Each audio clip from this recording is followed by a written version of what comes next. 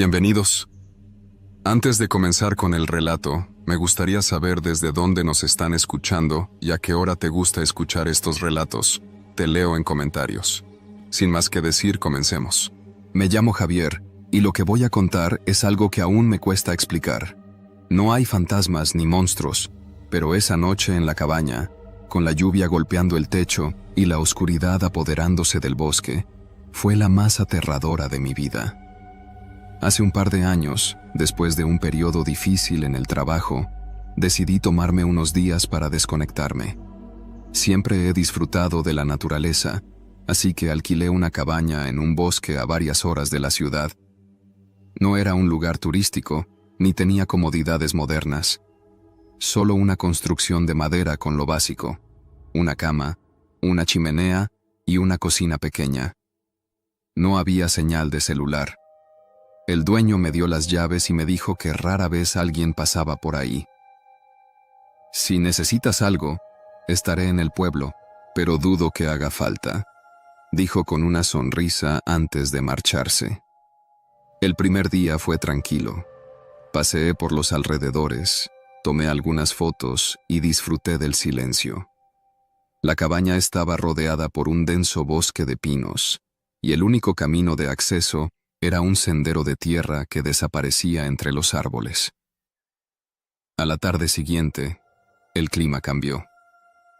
El cielo se cubrió de nubes grises y el viento comenzó a soplar con fuerza. Decidí quedarme adentro y encendí la chimenea. Pronto, la lluvia comenzó a caer, primero en gotas dispersas y luego en un aguacero constante. No me preocupó. De hecho, me pareció perfecto. Me senté junto al fuego con un libro, escuchando el sonido del agua golpeando el techo. Pero entonces, en medio del ruido de la tormenta, escuché algo más: golpes. 3 golpes secos en la puerta. Me quedé inmóvil. ¿El dueño de la cabaña? No tenía sentido. Estaba demasiado lejos y no había mencionado que vendría. Me levanté y me acerqué lentamente. «¿Hola?», pregunté, con la voz tensa. Silencio. Apreté los labios y miré por la ventana, pero la lluvia era demasiado intensa. Solo veía sombras de árboles moviéndose con el viento. Esperé unos minutos. Nada más ocurrió. Intenté convencerme de que había sido mi imaginación, o tal vez una rama golpeando la madera con el viento. Pero cuando me alejé de la puerta, los golpes se repitieron. 3 golpes. Más fuertes esta vez. Un escalofrío me recorrió la espalda. Me armé de valor y abrí la puerta de golpe. La lluvia me golpeó el rostro. Pero allí, bajo el aguacero, no había nadie. El suelo de tierra frente a la cabaña estaba enlodado, pero no había huellas. Cerré la puerta de golpe y aseguré la tranca. La chimenea seguía ardiendo, pero el calor ya no me tranquilizaba. Me senté con la espalda contra la pared, tratando de escuchar más allá del ruido de la tormenta. Pasaron unos minutos. Nada. Decidí que lo mejor era dormir y olvidar el incidente, pero cuando me acosté, algo me hizo abrir los ojos de nuevo. Un sonido. Un roce suave contra la madera, como si alguien pasara la mano por la pared exterior de la cabaña. Mi corazón se aceleró. Me levanté en silencio y tomé la linterna. La lluvia continuaba, pero el sonido del roce se hizo más claro. Algo o alguien estaba afuera. Respiré hondo y decidí mirar por la ventana, muy lentamente. Apagué la linterna y me acerqué con cuidado. Vi la lluvia cayendo en la oscuridad, el reflejo de la chimenea en el cristal, y algo más, una silueta. De pie, a unos metros de la cabaña. No podía ver su rostro, pero estaba allí, inmóvil bajo la lluvia. Mi garganta se secó. Parpadeé, y cuando volví a mirar, ya no estaba. Pero entonces, los golpes en la puerta sonaron una vez más. Esta vez, no me moví. Esperé en la oscuridad, con los músculos tensos, escuchando. Los golpes no se repitieron, solo la tormenta. No dormí esa noche. Al amanecer, cuando la lluvia cesó, salí con la linterna encendida. Busqué huellas en el barro. Nada. Pero al revisar la pared de la cabaña, donde había escuchado el roce, encontré algo que me hizo estremecer. Marcas, largas y delgadas, como si alguien hubiera pasado los dedos sucios sobre la madera. Empaqué mis cosas en menos de 5 minutos. Salí de la cabaña sin mirar atrás, con la sensación de que alguien aún me observaba entre los árboles. Nunca supe quién o qué estuvo allí esa noche. Pero desde entonces, cada vez que escucho la lluvia golpear una ventana, recuerdo esos golpes en la puerta. Y como nadie estaba allí, pasé todo el trayecto de regreso con el estómago revuelto. El camino de tierra que llevaba a la carretera principal estaba resbaladizo por la lluvia, y cada sombra entre los árboles me parecía sospechosa. Aceleré cuanto pude sin arriesgarme a volcar el auto. Cuando por fin llegué a la carretera, respiré con algo de alivio. El cielo aún estaba nublado, pero ya no llovía. A pesar de eso, no podía dejar de mirar por el espejo retrovisor, como si esperara ver algo ahí atrás, parado en medio del camino. No vi nada, pero la sensación de que alguien me observaba no desapareció. No fue hasta que llegué a la ciudad que me atreví a soltar el volante con un suspiro. Estacioné enfrente de mi edificio y me quedé sentado un momento dentro del auto. El peso del cansancio cayó sobre mí de golpe, pero sabía que no dormiría bien esa noche. Cuando entré a mi departamento, lo primero que hice fue cerrar todas las cortinas y revisar la puerta 2 veces. Me di una ducha caliente, intentando sacudirme el frío y la incomodidad de la cabaña. Luego me acosté, mirando el techo. Pero entonces, algo me hizo incorporarme de golpe. Mi mochila. La había dejado en la mesa del comedor al entrar, sin abrirla. Pero ahora estaba mal cerrada. Me acerqué lentamente y la abrí con las manos temblorosas. Todo estaba ahí. Mi ropa, mi linterna, la cantimplora. Todo excepto una cosa: mi cuaderno de notas. Lo había llevado conmigo para escribir algunas ideas, como solía hacer en cada viaje. Recordaba claramente haberlo dejado sobre la mesa de la cabaña antes de dormir, pero no estaba en mi mochila. Intenté convencerme de que lo había olvidado, que en mi prisa por irme simplemente lo dejé atrás. Pero entonces, mi celular vibró con una notificación. Un correo. No tenía asunto ni remitente visible, solo un archivo adjunto. Era una fotografía. Mi cuaderno, abierto sobre la mesa de la cabaña, y en la última página, escrita con mi propia pluma, había una frase que no recordaba haber escrito. No te vayas. El celular se me cayó de las manos. No dormí esa noche, ni la siguiente. Intenté olvidar lo sucedido, convencerme de que todo tenía una explicación lógica. Pero un mes después, recibí otro correo, esta vez sin archivo adjunto, solo una frase. La lluvia volverá, y yo también.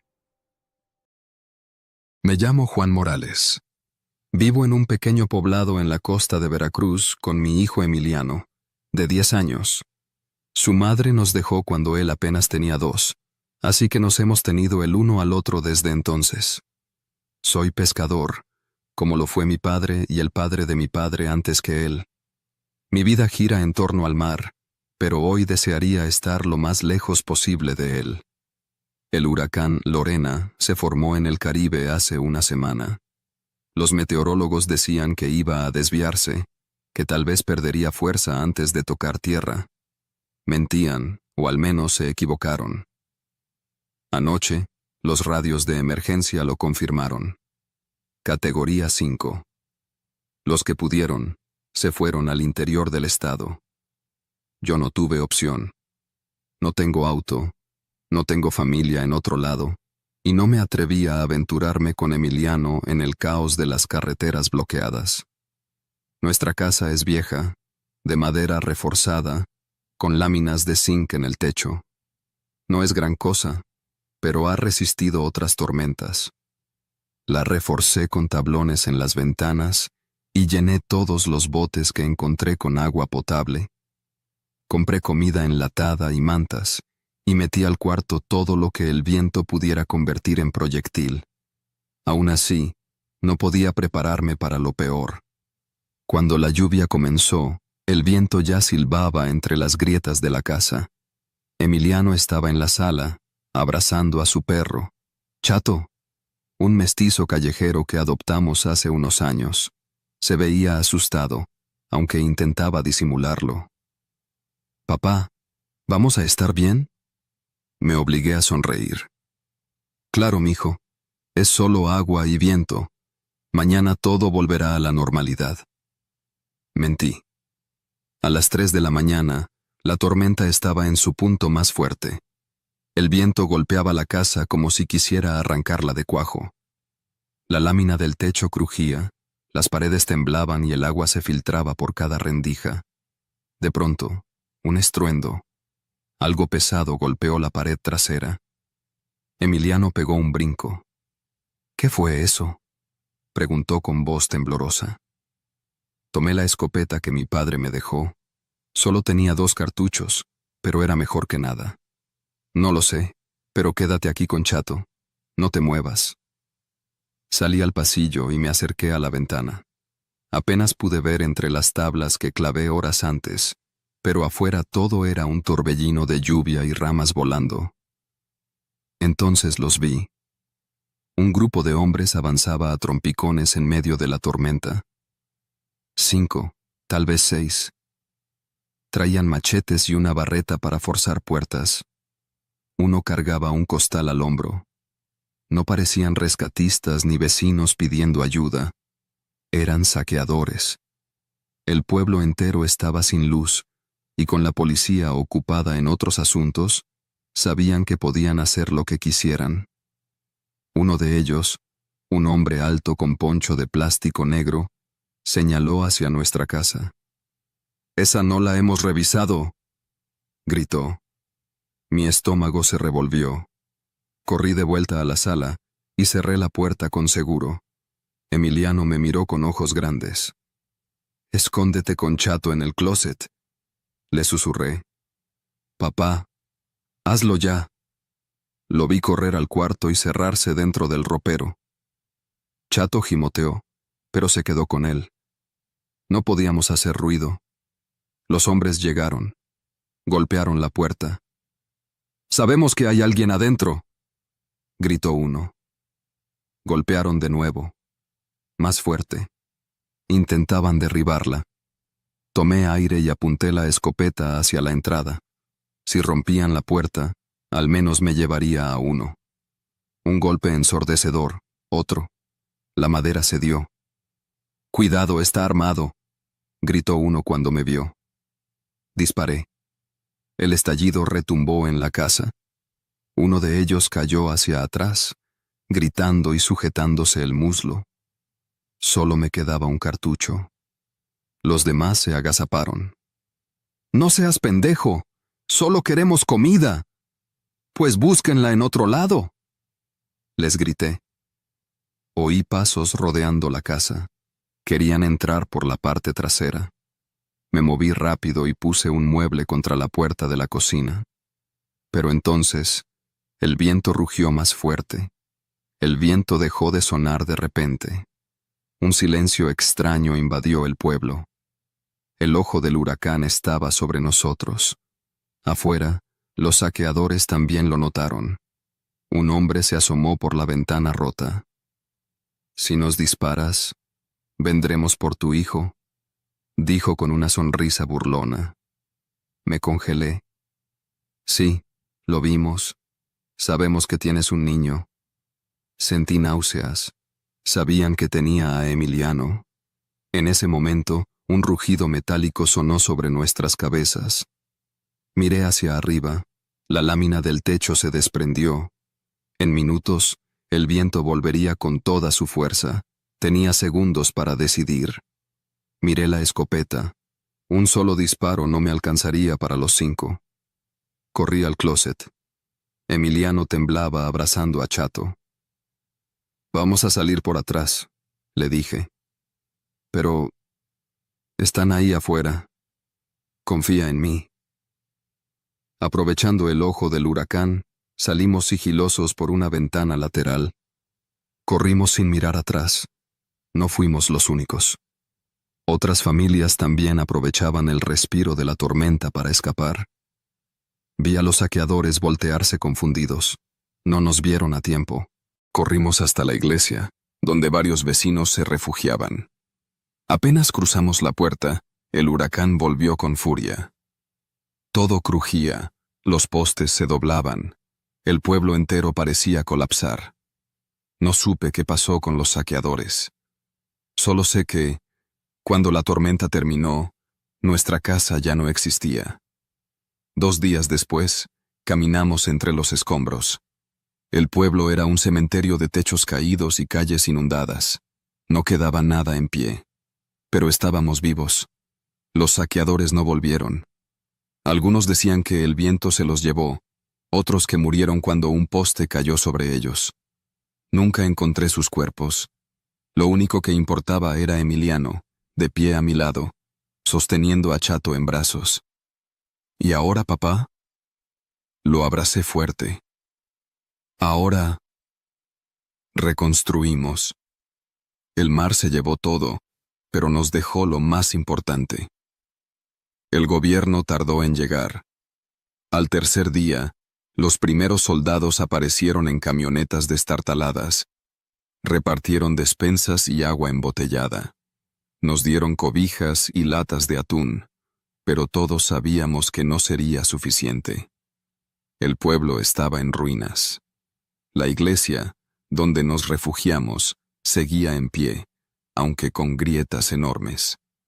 La mayoría de las casas habían quedado destrozadas. El techo de la nuestra terminó esparcido entre los árboles, y las paredes se desplomaron como si fueran de cartón. Emiliano no decía nada, solo miraba el suelo, acariciando a Chato. Sabía que su casa, su cuarto, sus juguetes, todo lo que conocía, ya no existía. Nos quedaremos con don Matías, le dije, señalando la casa de un viejo amigo de mi padre. Era de concreto, con el techo aún en su lugar. ¿Y después? No supe qué responder. La radio decía que la ayuda tardaría semanas en llegar, que habría saqueos, violencia, gente desesperada. Los soldados no podían quedarse mucho tiempo. Su misión era repartir suministros y seguir su camino. Estábamos solos. Esa noche, el miedo volvió. Algunas personas del pueblo se organizaron para vigilar, armados con machetes y palos. Yo también me uní. Los saqueadores no siempre llegan con la tormenta. A veces llegan después. Encendimos fogatas en la plaza para ahuyentar a cualquiera que intentara colarse. Nadie confiaba en nadie. No sabíamos quién podría aprovecharse de la situación. A medianoche escuchamos gritos. Corrimos hacia el sonido. En una casa al borde del pueblo, un grupo de hombres intentaba entrar. Golpeaban la puerta con piedras. «¡Es nuestra comida, cabrones!», gritó un vecino, blandiendo un machete. Uno de los atacantes sacó una pistola. «Lárguense o los matamos». Nadie se movió. Sabíamos que si cedíamos, vendrían por más. Yo apreté la escopeta, aunque solo tenía un cartucho. Entonces sonó un disparo. Un hombre cayó al suelo. No supe quién disparó primero, pero de pronto todos estaban corriendo. Los atacantes huyeron, desapareciendo en la oscuridad. Nos quedamos en silencio, con el cuerpo de un hombre en el suelo, temblando en un charco de sangre. La tormenta había terminado, pero el verdadero peligro apenas comenzaba. A la mañana siguiente, el pueblo amaneció distinto. Nadie hablaba de lo que pasó. El cadáver desapareció antes del amanecer. La gente empezó a agruparse. Algunos buscaron armas, otros acapararon comida. Se formaron pequeños bandos. Ya no éramos vecinos, éramos supervivientes. Yo solo pensaba en Emiliano. No podíamos quedarnos. Don Matías dijo que tenía un primo en Tierra Blanca, lejos de la costa, donde el huracán no llegó. Ofreció llevarnos en su camioneta. No lo dudé. Salimos al amanecer. Éramos 6 en la camioneta. Don Matías, su esposa, un sobrino, Emiliano, Chato y yo. Las carreteras estaban destruidas. Había árboles caídos, postes doblados, autos abandonados. En algunos puntos, vimos grupos de personas caminando con lo poco que pudieron salvar. Algunos pedían aventón, otros solo nos observaban en silencio. El miedo era un pasajero más. En un retén improvisado, un grupo de hombres armados nos detuvo. No eran policías ni soldados. ¿A dónde van?, preguntó uno, con un rifle en mano. A Tierra Blanca, respondió don Matías con calma. ¿Llevan comida? Nada que nos sobre. Nos observaron, evaluándonos. Vi sus ojos moverse de Emiliano a mi escopeta, de la camioneta a nuestras mochilas. Pueden pasar, dijo al final. Respiré, pero no bajé la guardia. El peligro ahora no venía del huracán, sino de la gente que dejó atrás. 2 días después, llegamos a Tierra Blanca. Nos recibió la familia de don Matías, gente buena, humilde. Nos dieron un techo y comida caliente. Emiliano se quedó dormido en cuanto tocó la cama. Yo no pude dormir. Pensé en los que se quedaron, en el pueblo que alguna vez llamamos hogar. No sé si alguna vez podremos volver, pero lo que sí sé es esto. Los huracanes pasan, pero lo que el miedo y la desesperación hacen con la gente, eso nunca se va. Los primeros días en Tierra Blanca fueron tranquilos, pero no nos sentíamos en casa. Emiliano se quedaba callado la mayor parte del tiempo. Solo hablaba cuando le preguntaban algo, y la mayor parte del día la pasaba sentado en el patio, acariciando a Chato. Yo trataba de ayudar en lo que podía. Don Matías tenía un pequeño terreno donde sembraba maíz y frijol, y me puse a trabajar con él. No era lo mío, pero al menos mantenía las manos ocupadas y la mente distraída. La radio hablaba de saqueos en varias partes del estado. El gobierno decía que estaba mandando ayuda, pero todos sabíamos que no sería suficiente. La gente sigue siendo peligrosa cuando tiene hambre. Pasaron semanas. Nadie sabía qué pasaría con nuestro pueblo. Algunos vecinos que lograron llegar a Tierra Blanca nos contaban que el lugar seguía sin luz ni agua, que algunos intentaban reconstruir, pero sin ayuda era imposible, que la gente había empezado a irse poco a poco. Mi hogar estaba desapareciendo. Un mes después del huracán, un vecino llegó con noticias. La Guardia Nacional entró al pueblo, nos dijo. Echaron a los que estaban saqueando y están ayudando a reconstruir. Mi corazón se aceleró. ¿Cómo está la zona de la playa? El hombre negó con la cabeza. Destruida. La mayoría de las casas de madera se las llevó el mar. Sabía lo que eso significaba. No quedaba nada de nuestra casa. Pero también significaba que el peligro había pasado. Si la Guardia Nacional estaba ahí, al menos podríamos volver sin miedo. Voy a regresar, le dije a don Matías esa noche. Me miró en silencio. ¿Y luego qué? No supe qué responder. Emiliano necesita estabilidad, continuó. No es justo llevarlo de un lado a otro sin saber qué pasará. Lo sabía, pero el pueblo era lo único que tenía. Aún así, no tomé una decisión esa noche. 2 días después, Emiliano se acercó a mí. No quiero volver, papá. Lo miré sorprendido. ¿Por qué? Bajó la mirada. Ahí casi nos matan. Quise decirle que todo estaría bien, que la Guardia Nacional ya estaba ahí, que podríamos reconstruir, pero no pude.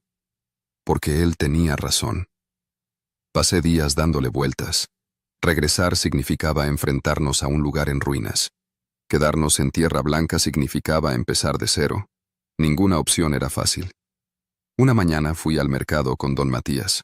Mientras él compraba, yo me quedé viendo un puesto de herramientas. Entonces, un hombre a mi lado pidió clavos y madera. «Voy a levantar mi casa otra vez», le dijo al vendedor. Era de mi pueblo. Lo reconocí, aunque nunca habíamos hablado mucho. «¿Regresaste?», le pregunté. El hombre me miró y asintió. «No hay de otra. Ahí están mis raíces». Nos quedamos en silencio un momento. «Tú también volverás, ¿verdad?». No supe qué decir.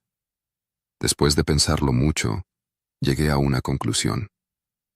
No podíamos volver al pasado, pero sí podíamos elegir el futuro. Esa noche, hablé con Emiliano.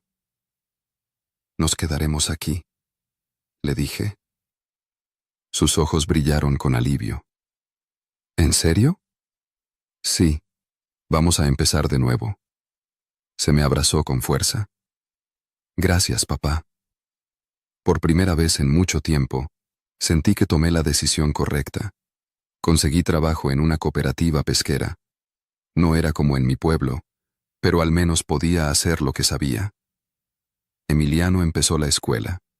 Hizo nuevos amigos. Poco a poco, volvió a sonreír. Y yo, por primera vez, dejé de pensar en lo que perdimos. No fue fácil, no fue rápido, pero con el tiempo, el huracán se convirtió en un recuerdo, no en una herida abierta. Porque entendí algo. Las casas pueden desaparecer, los pueblos pueden cambiar, pero mientras estemos juntos, siempre habrá un hogar para volver.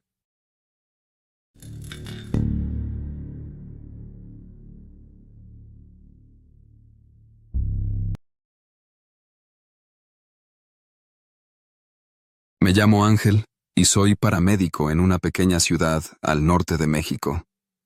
He visto cosas que pocos podrían soportar. Accidentes en carretera, incendios, riñas que terminan en desgracia. Pero hay algo que viví una noche de tormenta que aún no puedo explicar. Algo que me atormenta cada vez que cierro los ojos. Esa noche, el cielo parecía venirse abajo. Llovía con una furia implacable, y el viento azotaba los cristales de la ambulancia mientras mi compañero, el Rizo, conducía con las manos firmes en el volante. Yo iba revisando el radio, intentando mantener contacto con la central.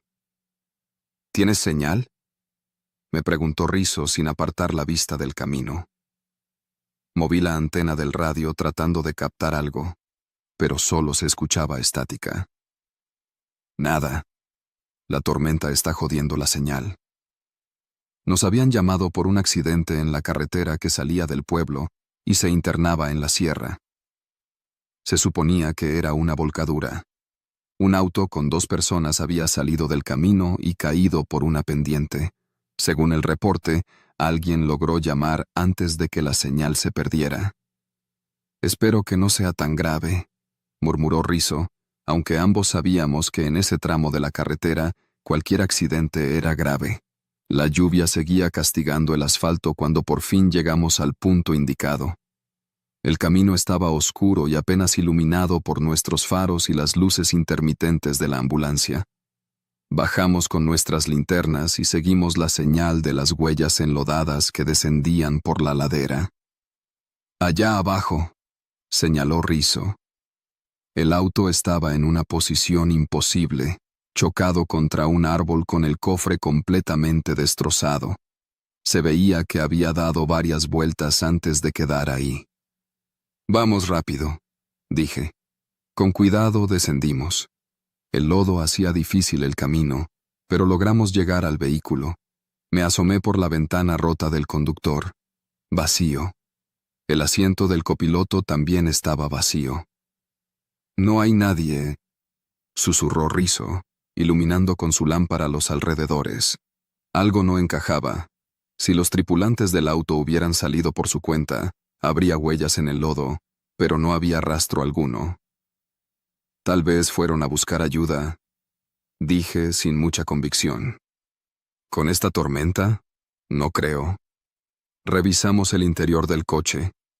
Había rastros de sangre en el volante y en los asientos, pero no era suficiente como para pensar que alguien murió ahí. Era como si los ocupantes hubieran desaparecido.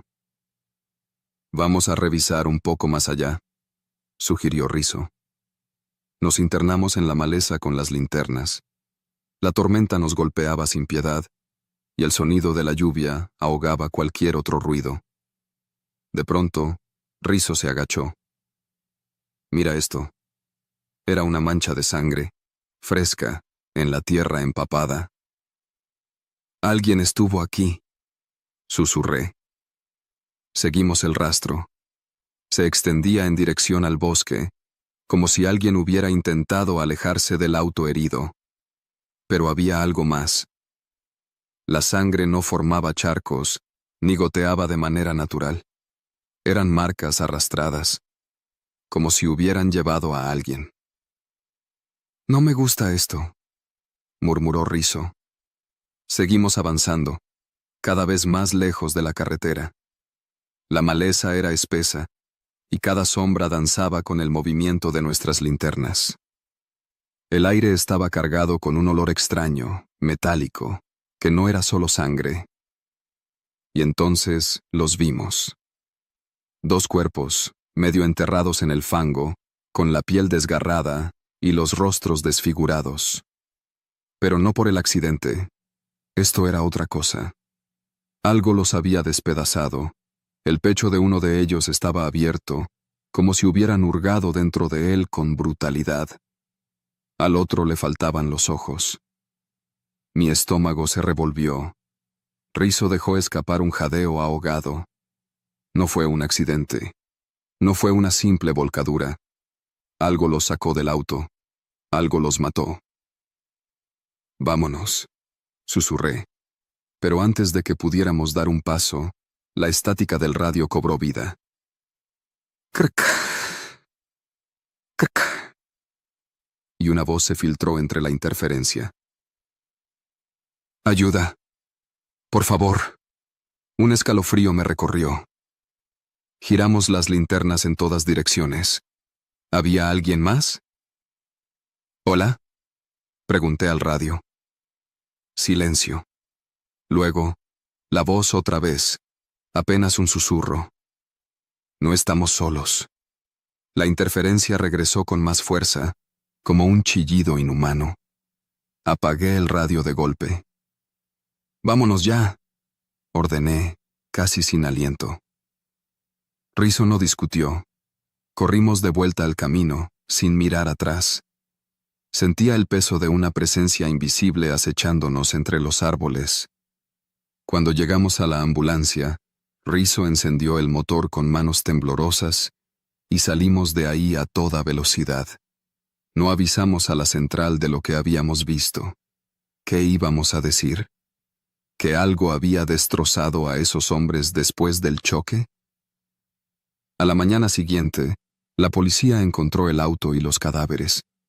Dijeron que fue un accidente y que los cuerpos fueron devorados por la fauna silvestre. Pero yo sé que no fue así.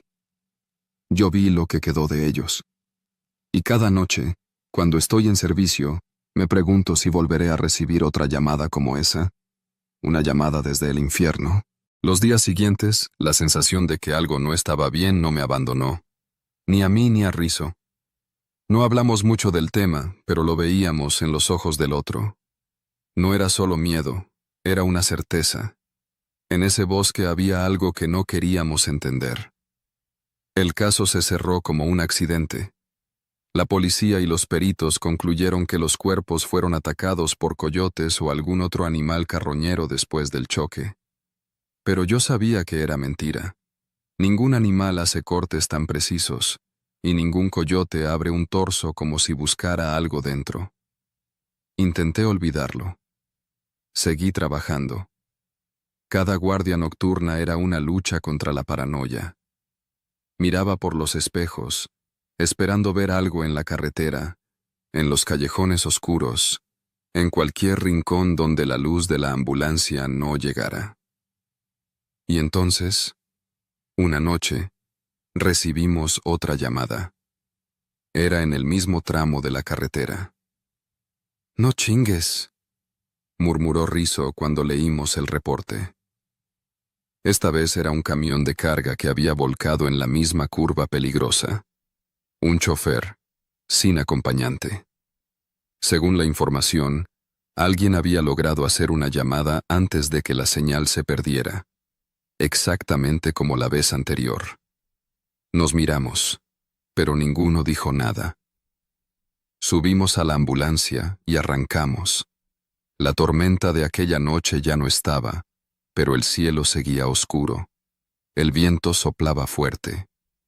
Cuando llegamos, la escena se veía similar a la otra vez.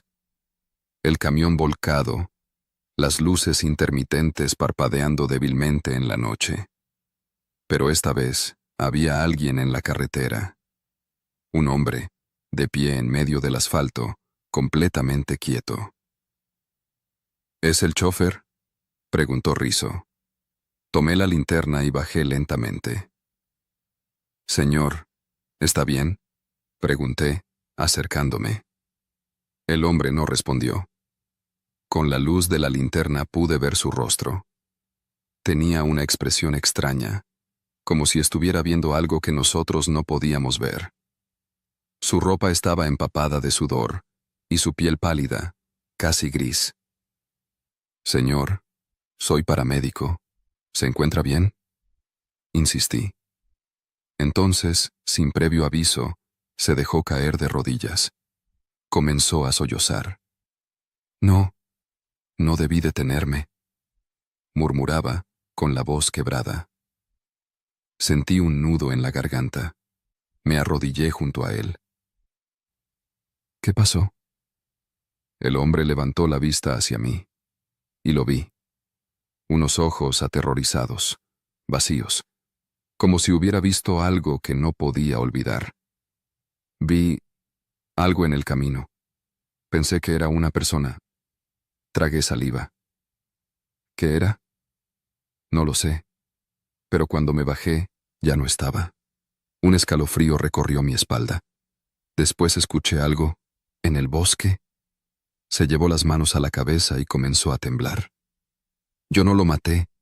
No fui yo. Mi respiración se hizo más pesada. ¿A quién? El hombre me miró con los ojos inundados de lágrimas. «Al que llamó». Mi cuerpo se tensó. «¿Cómo que al que llamó?». «El que me pidió ayuda. Lo escuché en el bosque». Me levanté de golpe. Rizzo ya estaba junto a mí. «Ángel», me dijo en voz baja. Lo miré. La puerta del camión está llena de sangre. Giré la cabeza y enfoqué con la linterna. La puerta del copiloto tenía marcas de manos ensangrentadas, como si alguien hubiera tratado de entrar desesperadamente. Pero lo peor fue lo que vi en el lodo, a un lado del camión, huellas, pero no de botas, no de pies descalzos, algo más, algo que no podía identificar. El miedo me paralizó un segundo. El hombre seguía llorando. «No fui yo. No fui yo». La radio en mi cinturón crujió con interferencia. «Ayuda». Mi corazón se detuvo. La voz era la misma. Exactamente la misma que había escuchado aquella noche en el bosque. Solté el radio. «Nos vamos. Ahora». Subimos al hombre a la ambulancia y arrancamos de inmediato. No miré atrás. Nunca miré atrás. El caso del camión se cerró igual que el anterior. Dijeron que el chofer perdió el control, que las marcas en la puerta eran de sus propias manos cuando intentó salir herido. Pero yo sé que no fue así. Algo está en ese bosque, algo que solo aparece cuando alguien queda varado en la tormenta. Y la radio, la maldita radio. Todavía a veces cruje en la noche, aunque no haya llamada, aunque no haya tormenta, como si algo estuviera esperando. Después de aquella noche con el chofer, hice lo posible por borrar de mi mente lo que pasó. Pero hay cosas que se quedan contigo, como una sombra detrás de la nuca, algo que sabes que está ahí, aunque no puedas verlo. Rizo y yo seguimos en el servicio, aunque evitábamos esa carretera cuando podíamos. No hablábamos del tema, pero en cada guardia nocturna notaba cómo su rodilla se movía con ansiedad o cómo encendía un cigarro tras otro, incluso cuando nunca fumaba tanto antes. Hasta que un día, Rizo dejó de venir. Faltó a un turno, algo que nunca hacía. Intenté llamarlo, pero su teléfono mandaba directo a buzón. Pregunté en la base, pero nadie sabía nada. Al día siguiente fui a su casa. Toqué la puerta varias veces. Nada. Justo cuando estaba por irme, la puerta se abrió. Era su mamá. «Ángel», dijo con la voz tensa. Su rostro se veía demacrado, los ojos hinchados. «¿Dónde está Rizo?», pregunté. Ella bajó la mirada. «Desde anoche, no ha vuelto».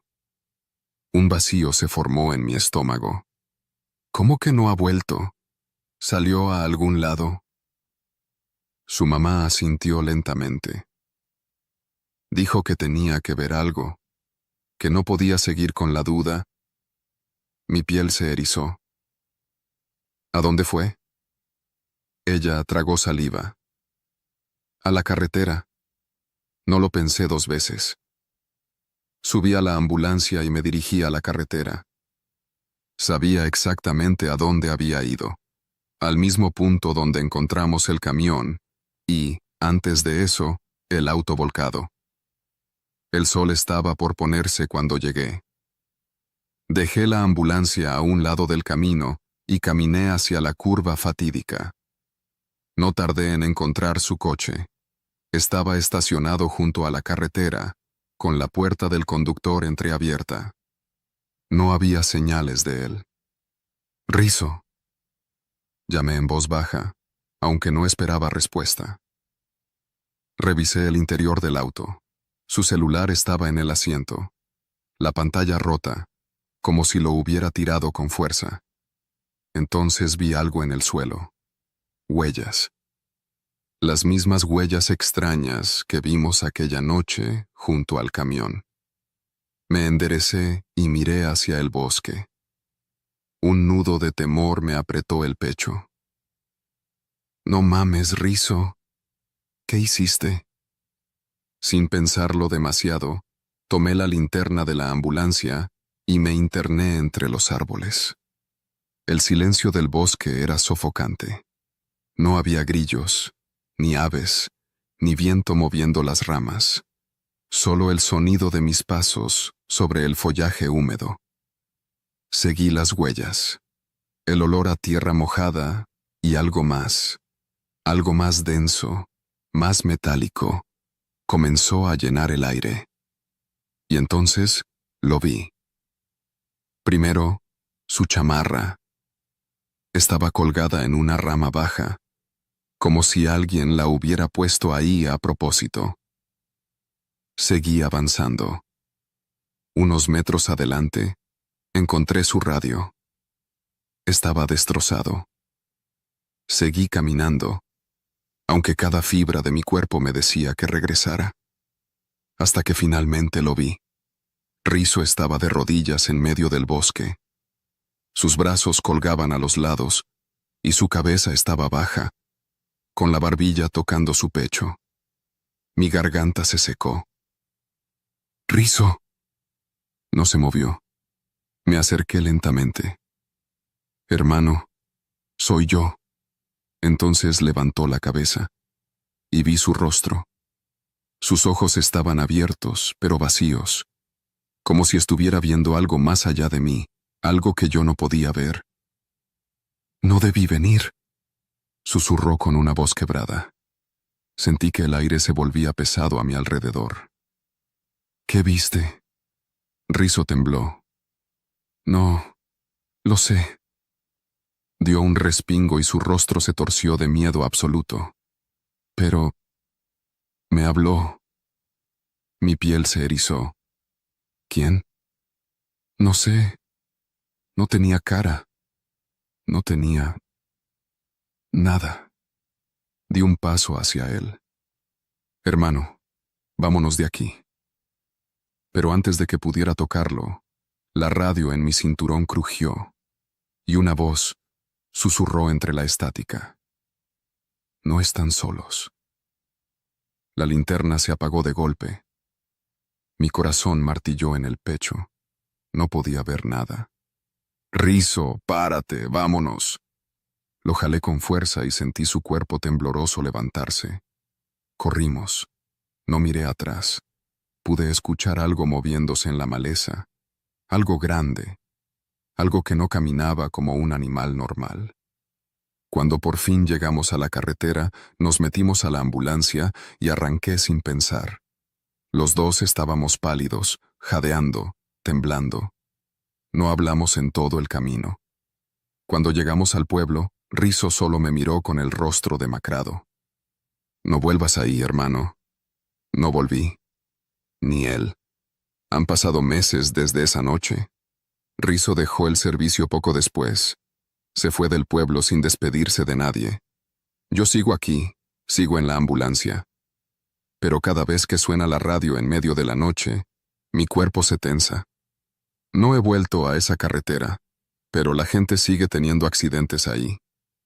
Y algunas veces, cuando revisamos los reportes de la central, veo algo que me hace sudar frío. Llamadas que entran desde la zona del bosque, sin número de origen, sin voz clara, solo estática, y un susurro que apenas se entiende. Me llamo Raúl y lo que voy a contar sucedió hace 4 años, en una cabaña en la Sierra Tarahumara, Chihuahua.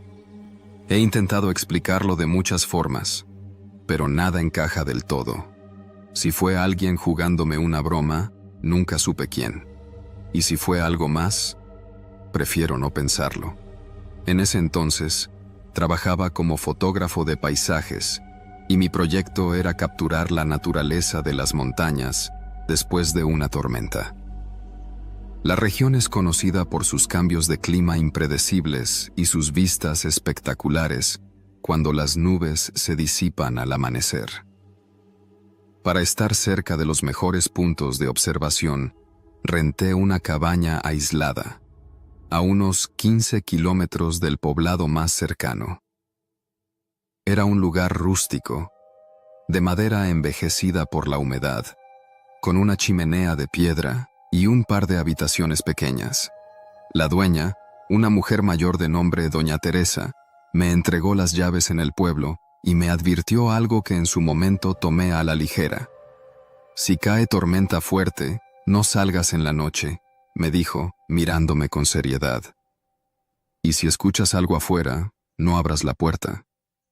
Le pregunté a qué se refería, pero solo sacudió la cabeza. «Solo escúchame». Pensé que hablaba de los peligros normales de la sierra, animales salvajes, desprendimientos de tierra o incluso ladrones. Asentí y no insistí más. La primera noche fue tranquila. La tormenta se veía a lo lejos, con relámpagos iluminando el horizonte, pero el viento era suave y la lluvia no había llegado todavía. Me dormí temprano, con la idea de madrugar para tomar las primeras fotos. Pero la segunda noche, la tormenta llegó con toda su fuerza. El viento sacudía los árboles con violencia, la lluvia golpeaba el techo como si intentara atravesarlo, y los relámpagos iluminaban la cabaña con destellos intermitentes. Me quedé despierto hasta tarde, escuchando la tormenta, disfrutando la sensación de estar en un refugio seguro, hasta que escuché el primer golpe en la ventana. Fue un sonido seco, firme, como si alguien tocara con los nudillos. Pensé que era el viento lanzando ramas contra el vidrio, pero cuando revisé, no había nada afuera. Solo oscuridad y la lluvia cayendo con furia. Regresé a la mesa y continué revisando mis fotografías, pero unos minutos después, el golpe se repitió. Esta vez, más fuerte. Me levanté y me acerqué lentamente a la ventana, enfocando mi linterna en el cristal. Nada. No había huellas en el barro bajo la ventana, ni ramas cerca. Solo los árboles balanceándose violentamente bajo la tormenta. Respiré hondo y regresé a la mesa, tratando de ignorarlo. Pero los golpes continuaron. No eran constantes. A veces pasaban minutos entre uno y otro, pero cada vez sonaban más insistentes. Tomé mi cámara y, sin encender la linterna, apunté hacia la ventana y tomé una foto con flash. Cuando revisé la imagen, mi piel se erizó. Había algo en el vidrio, no una figura, ni un rostro claro, solo una sombra oscura, una mancha borrosa justo en el centro del cristal, como si algo hubiera estado ahí y se hubiera movido antes de que el flash capturara su forma. El siguiente golpe sonó con tanta fuerza que sentí el suelo vibrar. Salté de mi asiento y corrí hacia la chimenea, donde tenía un cuchillo de cocina que había llevado para preparar la cena. No era un arma, pero en ese momento me hizo sentir un poco menos indefenso. Los golpes continuaron. Ahora sonaban en diferentes ventanas, como si algo estuviera rodeando la cabaña. Salí del comedor y fui a la habitación. La ventana de ahí también recibió un golpe fuerte. El miedo me paralizó. Encendí la linterna y, con el pulso temblando, la dirigí hacia la ventana. Nada, solo mi reflejo en el vidrio y la tormenta rugiendo afuera. Regresé al comedor y me aseguré de que la puerta estuviera bien cerrada. No iba a salir a revisar. Recordé las palabras de Doña Teresa. Si escuchas algo afuera, no abras la puerta. Me senté junto a la chimenea, con el cuchillo en la mano, esperando. La tormenta continuó durante horas, y los golpes no cesaron. Pero lo más aterrador fue lo que ocurrió cerca del amanecer. De repente, los golpes se detuvieron. La lluvia seguía cayendo, pero ya no había ruido en las ventanas. Suspiré aliviado. Tal vez, fuera lo que fuera, se había ido. Pero entonces, escuché el picaporte de la puerta girar. Me congelé. La puerta estaba cerrada con llave. Yo mismo la había asegurado. Pero algo la estaba probando, moviendo el picaporte de un lado a otro con lentitud. No podía respirar. Me levanté, aferrando el cuchillo con todas mis fuerzas. Entonces, el picaporte dejó de moverse. Un silencio espeso llenó la cabaña. Y luego, golpes. Pero esta vez, no en la ventana. Los golpes sonaban dentro de la cabaña, justo en la puerta de mi habitación. Me quedé inmóvil, sintiendo mi corazón latir con fuerza en los oídos. No podía ser el viento, no podía ser un animal. Algo estaba adentro conmigo. Me acerqué lentamente al pasillo, cada paso pesándome como si estuviera caminando en agua. La puerta de la habitación estaba cerrada, pero los golpes seguían. Levanté la linterna y con el miedo recorriendo cada fibra de mi cuerpo, la encendí. El haz de luz iluminó la puerta. Y en la madera había marcas, no rasguños de animal, no grietas por el tiempo. Eran marcas de manos, manos humanas, sucias de lodo, impresas en la madera como si alguien hubiera estado presionando con fuerza. Pero yo había estado solo todo el tiempo. Sentí un frío en la nuca, un miedo que no podía explicar. Tomé mis llaves y, sin pensarlo 2 veces, salí corriendo de la cabaña, dejando todo atrás. La tormenta seguía, pero ya no me importaba. Manejé hasta el pueblo sin detenerme, con el corazón latiendo en mi garganta. Cuando llegué, doña Teresa me estaba esperando en la entrada de su casa, como si supiera que volvería. «¿Lo escuchaste, verdad?», dijo en voz baja. No respondí. No sabía qué decir. «Te lo dije», susurró, sin apartar la mirada de mí. «No abras la puerta. Nunca abras la puerta». No volví a esa cabaña. Y hasta hoy, cuando llueve fuerte en la noche y el viento sacude las ventanas, cierro todas las puertas con llave, porque a veces, en la oscuridad, todavía escucho esos golpes. Me llamo Emiliano Márquez. Tenía 15 años cuando ocurrió esto. Fue en el último mes de clases, en una secundaria técnica rural del sur de Veracruz, donde lo más común es que después de la lluvia se te atoren las botas en el lodo, que el río se desborde sin avisar, o que un tráiler se voltee en la curva de la loma y lo dejen ahí, cubierto con ramas, hasta que alguien venga por la carga. A veces, entre el calor y los problemas en casa, uno se acostumbra a que todo se sienta igual, monótono. Pero esa tarde de lluvia, después de salir de la secundaria, aprendí que hay cosas que rompen la rutina de un modo que ya no te deja volver a ser el mismo. Y aunque no pasó algo que saliera en las noticias, les juro que desde ese día camino distinto. Ya no confío en los caminos solos, ni en la gente que va callada detrás de ti.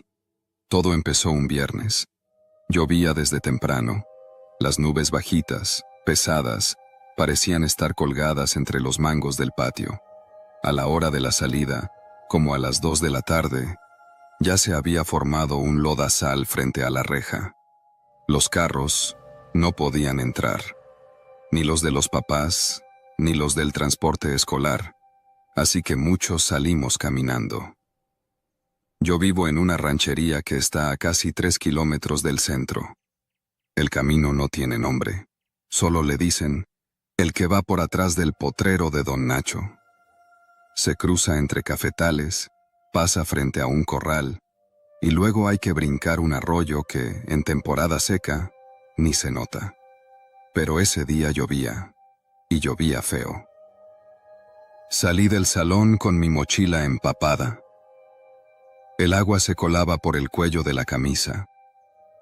Me cubrí como pude con una bolsa negra rota que encontré en la basura. Pasé frente a la dirección, saludé con la cabeza a la intendente y me metí por la vereda. Al principio iba solo. Se oían los truenos a lo lejos. Las hojas de plátano goteaban lento, como si lloraran. Me apuré, queriendo llegar antes de que el arroyo se pusiera bravo. Pero al voltear, vi que no iba tan solo. Detrás de mí, como a unos 50 metros, venía otro chavo. No lo reconocí. No era de mi grupo ni lo había visto en la secundaria. Al principio pensé que sería de otra escuela o alguien de paso. Llevaba sudadera con capucha, negra, y no cargaba mochila. Caminaba sin prisa, pero no se detenía. Seguí adelante. No dije nada. Pensé que iba para su casa, igual que yo. A los 2 minutos volví a mirar atrás. Seguía ahí. Misma distancia, sin mojarse demasiado, como si supiera por dónde pisar. Lo que me inquietó fue que, aunque la lluvia le caía directo en la cara, no se sacudía, ni se protegía con nada. Aceleré el paso. El sonido del agua golpeando la tierra me hacía difícil escuchar si pisaba más fuerte. Intenté distraerme, pensando en la tarea de matemáticas o en el partido del domingo. Pero algo me obligaba a seguir volteando. Ahí seguía. Lo perdía de vista en las curvas, pero al llegar a la siguiente recta, volvía a aparecer. No corría, no hablaba, solo venía, como si supiera exactamente cuánta distancia mantener. Me metí por la vereda del corral de Don Nacho, una ruta más corta, aunque más enlodada. Salté la cerca de alambre oxidado. El agua ya me había calado hasta los tobillos. Crucé frente a los becerros. que mugían con esa mirada triste de siempre. Me metí por detrás del gallinero viejo, buscando perderlo. Pero cuando crucé el campo de limones y salí al siguiente tramo del camino, lo vi. Ya estaba ahí. Venía por el lado opuesto, como si hubiera tomado otro atajo. Me quedé quieto. No se acercó. Solo caminó a mi ritmo, como si estuviera seguro de que yo no tenía a dónde más ir. Ahí fue cuando sentí algo que no sabía que podía sentir. Una especie de cosquilleo helado en la espalda, no de miedo directo, sino de comprensión, de entender que eso no era normal, que alguien me estaba siguiendo, que no era casual. Pensé en regresar, pero ya no había nadie atrás. La lluvia había borrado las pisadas. No había testigos. Entonces apreté el paso. Casi corrí. El arroyo estaba cerca, y si lograba cruzarlo, ya estaría en los linderos de la parcela de mi abuelo. De ahí podía gritar, o meterme al monte y esconderme. Llegué al arroyo. El agua bajaba fuerte, marrón, espumosa. Las piedras estaban cubiertas. Normalmente lo cruzaba brincando, pero esa vez tuve que meter los pies. Me fui hasta la rodilla. Crucé. Y al salir del otro lado, vi que él ya estaba ahí, del otro lado del agua. ¿Cómo? No lo había visto pasar. No lo escuché. Pero estaba ahí, parado, con la cabeza agachada y las manos en los bolsillos. Le grité. ¿Qué quieres? Nada. Le grité más fuerte. ¿Quién eres? Silencio. El ruido del agua parecía comerse mis palabras. Entonces él dio un paso. No hacia mí, sino hacia la corriente. Se metió al agua, sin quitarse los tenis, sin levantar los pies. Caminó lento, como si no le importara la fuerza del arroyo. Al llegar a la mitad, el agua le llegaba a la cintura. Ahí me dio miedo de verdad. Salí corriendo por la parcela de mi abuelo, sin voltear. Me metí por entre las matas, de maíz pisando lo que fuera. Llegué a la casa hecho un trapo. Mi abuela me abrió y gritó cuando me vio. Pensó que me había caído al río. No le conté la verdad. Dije que me perdí en el lodo. Esa noche no pude dormir. Al día siguiente, fui a la escuela, intentando olvidarlo. Pero algo me decía que debía buscarlo, que si era alguien de la zona, los demás lo conocerían. Durante el receso pregunté entre los de mi grupo. Nadie lo había visto. Fui con los de tercero y luego con los de primero. Nada. Entonces fui con Chuy, un muchacho que vive cerca del monte y que siempre anda en bicicleta. Oye Chuy, ¿tú no has visto a un chavo que va por el camino del corral de Nacho con sudadera negra? Chuy se me quedó viendo, callado. Luego bajó la voz. ¿Te siguió? No supe qué decir. Él asintió, como si ya supiera la respuesta. A mí también me pasó, hace como 2 años, igualito. Venía atrás, no hablaba, no corría, nomás venía. ¿Y qué hiciste? Me metí al monte, me espiné todo, pero no me alcanzó. Desde entonces, ya no paso por ese camino. Quise seguir preguntando, pero el timbre sonó. Chuy me dio una palmada en el hombro antes de irse. No regreses por ahí, y si lo ves otra vez, no lo mires a los ojos. Ese fue el consejo que me dejó.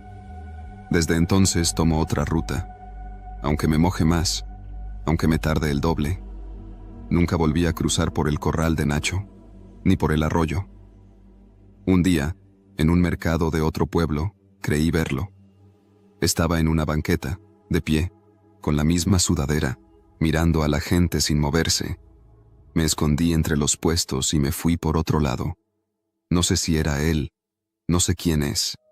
Solo sé que alguien camina por los caminos rurales, bajo la lluvia, siguiendo a los que van solos. Alguien que no corre, que no pregunta, que no se moja. Y si alguna vez lo ves detrás de ti, mantén la distancia. Cambia el rumbo. Ojalá no te pase lo que a mí, porque en estos pueblos, La gente no desaparece por arte de magia. Desaparece porque a veces alguien la viene siguiendo desde mucho antes de que lo noten. Yo me llamo Jesús Juárez, pero aquí todos me dicen Chuy. Vivo en la colonia El Manguito, a un par de kilómetros de la secundaria técnica, al otro lado del potrero de Don Nacho.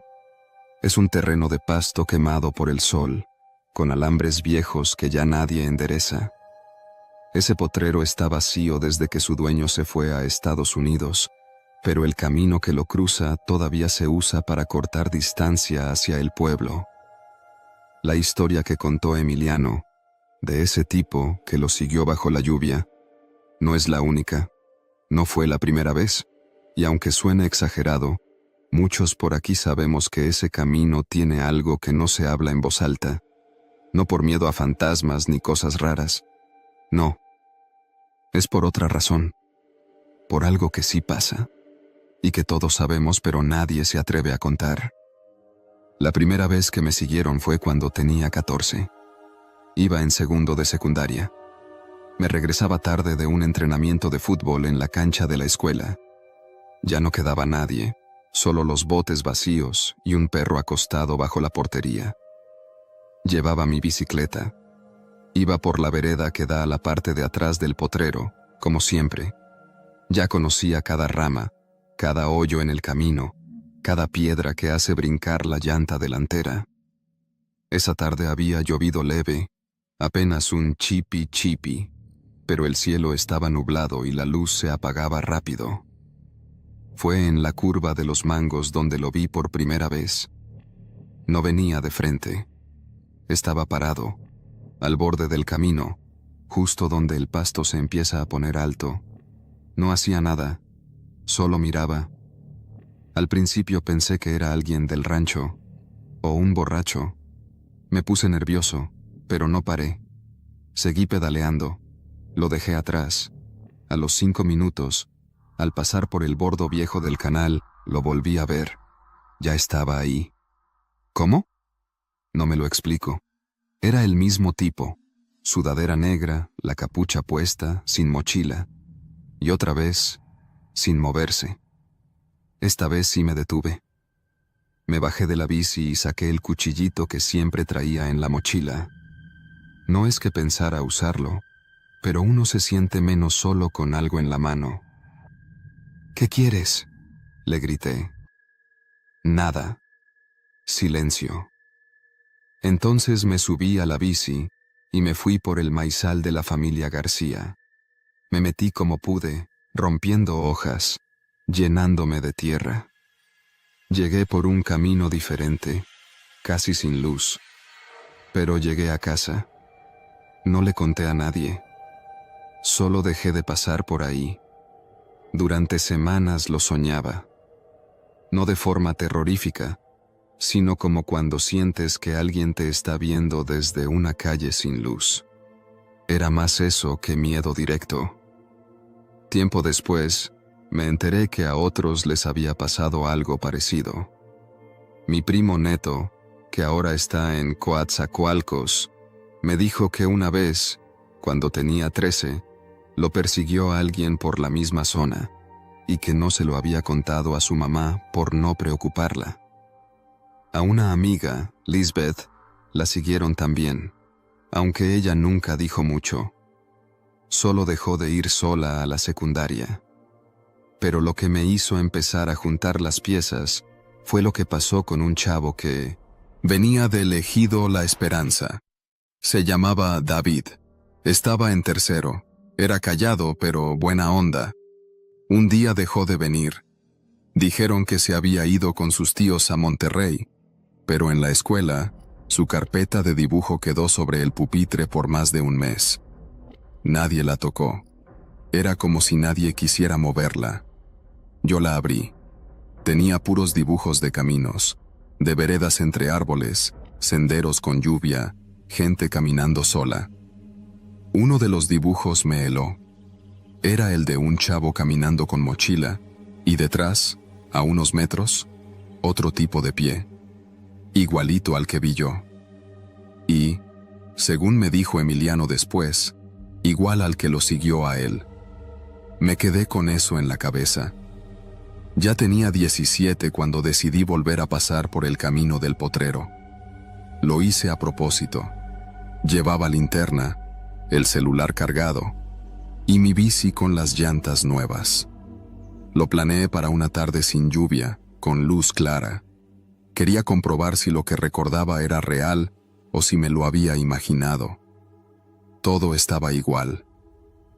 Los árboles doblados por el viento, los plásticos atorados en las ramas, los perros ladrando a lo lejos. No vi a nadie. Avancé tranquilo. Me sentía medio ridículo. Pero al cruzar la segunda curva, lo volví a ver. Ya no era una sombra entre ramas. Era una persona, con sudadera, sin mochila, igual que la vez anterior. Esta vez no estaba solo. A su lado, vi una moto apagada, como si lo estuviera esperando alguien más. No me detuve. Di la vuelta. Me regresé pedaleando, no a toda velocidad, pero sin pausa. Al llegar a casa, me senté bajo la regadera sin decir nada. No por miedo, sino porque ahora entendía que no era una coincidencia. Ese camino no estaba maldito ni embrujado, estaba vigilado. Y no por un solo hombre. Empecé a prestar más atención, a leer los grupos de Facebook del pueblo, las alertas, los avisos de desaparecidos que se borraban a los pocos días, las niñas que ya no iban a la escuela porque los papás decían que era peligroso, o hicieron que todo pareciera culpa de la lluvia, del lodo, de los perros. Pero yo ya había visto demasiado. Una vez fui con un maestro de esos nuevos que venían de la ciudad a hacer prácticas. Le conté lo que pasaba. Me escuchó serio. Luego me dijo: Chuy, hay lugares donde el gobierno no manda, donde los caminos tienen dueño, donde el que pregunta no vuelve a caminar por el mismo lado. No insistí más, pero decidí hacer algo. No para ser héroe ni justiciero, sino para evitar que otros terminen como David. Conseguí un celular viejo que ya no usaba. Lo preparé con una app que graba todo lo que se ve. Una tarde fui con Emiliano, le conté mi plan. Quería grabar el recorrido, no mostrar el rostro de nadie, solo probar que había alguien siguiendo. Él dudó, pero aceptó. Nos metimos por el camino, como hace años. Yo iba con la cámara escondida en la mochila, abierta un poco. Emiliano iba adelante, yo detrás. No duramos ni 15 minutos. La figura apareció. Esta vez, sí, detrás de nosotros. No hizo nada. Pero el video quedó. Se ve borroso, con gotas de lluvia y ramas que tapan a ratos. Pero se ve claramente una figura caminando, siguiendo nuestra misma ruta, sin decir nada, sin desviar el paso. Ese video lo subimos a una cuenta sin nombre. Lo compartimos en un foro de seguridad rural. Nunca supimos si alguien lo vio. A la semana, el celular desapareció. No me lo robaron. Lo dejé cargando en casa y cuando volví ya no estaba. Nadie más había entrado. Tampoco tocaron nada más. Desde entonces, cada vez que camino cerca del potrero de Don Nacho, siento que alguien observa desde el monte. No es fantasía, no es leyenda, es algo peor. Gente que sabe que esos caminos no tienen testigos, que sabe cuando pasa alguien solo y que aprovecha ese silencio para hacer cosas que no se pueden contar. Yo sigo aquí. Ya salí de la secundaria, trabajo en el rancho del tío Polo, pero nunca olvido lo que vi. Ni a David, ni el dibujo, ni el video que nadie pudo guardar. Y si tú, algún día, andas por una vereda sola, después de la lluvia, y escuchas pasos que no son tuyos, no mires atrás, no preguntes, y sobre todo, no tomes la ruta del potrero de Don Nacho.